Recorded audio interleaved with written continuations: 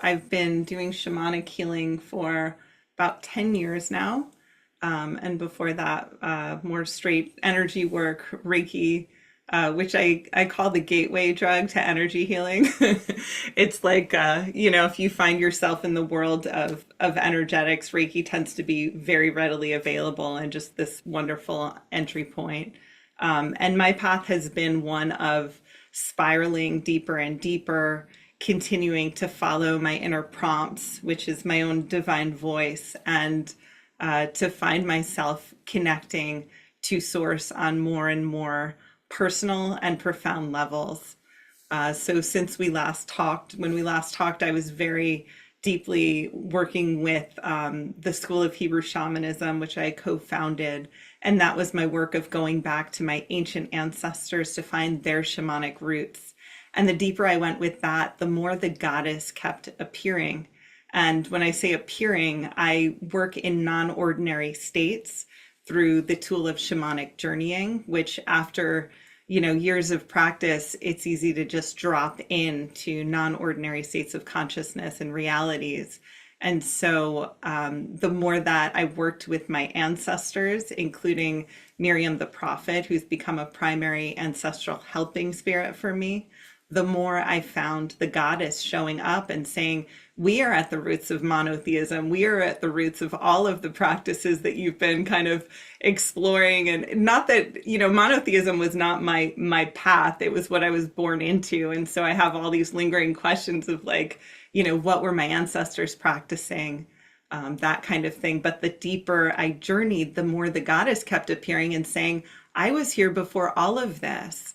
And so my work with the goddess has evolved to the point where goddess is no longer something that I worship outside of myself, nor is the divine.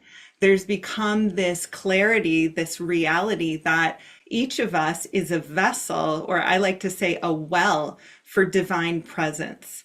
And the more we clear out our well, which shamans would talk about creating a hollow bone, the more we can channel spirit, which for me is goddess, the more I connect to what the personality of that spirit is, and the more we can become the divine beings that we already are. For me, this is the age of the goddess, and we are all goddess. We are all divine beings. And so this is about uncloaking, unmasking, taking any blocks away that stand in the way of connecting to our own divine inheritance and awakening the power, the gifts within, so that we can be medicine for this world, which so desperately needs it.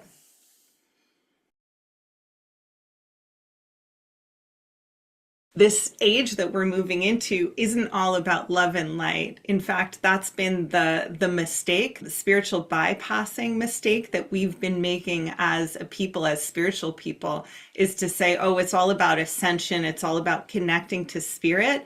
And my darkness, my wounds, my things that I might label as negative or bad, I'm going to shove those down. I'm going to pretend they don't exist. And so what we're seeing now in the collective is this rising of the shadow into our consciousness, into a way that it can't be ignored. And this is happening in many different ways on the planet, where we're seeing these old wounds that have not been healed, traumas that are held across different peoples and different continents, and chaotic times, also anxiety-ridden times. And these collective shadows are rising up so that we can look at them and we can reclaim what has been disowned and what has been lost. And this is one of the gifts of the goddess.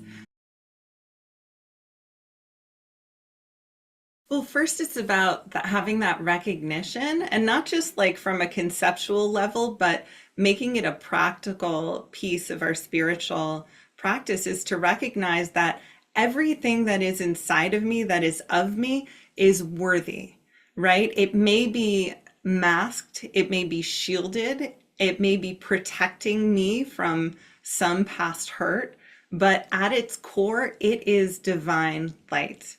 And so that unmasking and unshielding is really the key to finding and reclaiming the pieces, the fragmented pieces of treasure that we are. It's like you look at this divine paradigm of this oneness, this unity consciousness that has fragmented itself into human forms and tree forms and plant forms and animals and all of these and planets, right? All of these amazing pieces of the divine. We mirror that inside of ourselves as well. We have fragmented ourselves into different parts of ourselves that are holding different emotions and different behaviors and patterns.